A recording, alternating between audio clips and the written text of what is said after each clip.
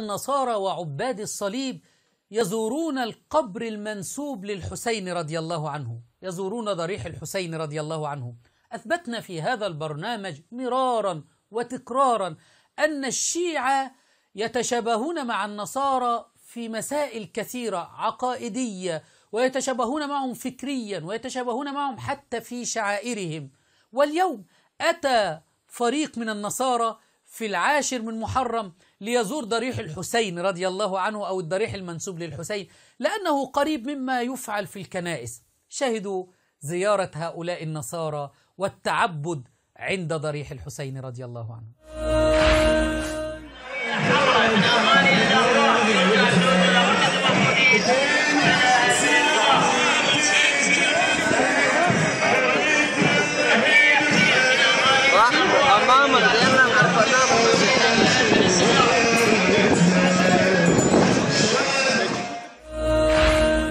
ولنشاهد موكبا آخر للقساوسة وهم يدخلون في الصحن المسمى بالصحن الحسيني أمام ضريح الحسين. وأتينا لكم بفيديو من قبل في هذا البرنامج لأحد القساوسة يسجد لهذا القبر.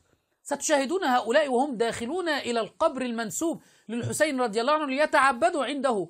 وأريدكم أن تنتبهوا لهذا القصة الذي يمثل أنه يبكي كما يفعل المعممين، وسترون الشيعة يريدون أن يقوموا بالتصوير معهم، لأن هؤلاء القساوسة يذكرونهم بالمعممين الذين يكذبون عليهم في الحسينيات.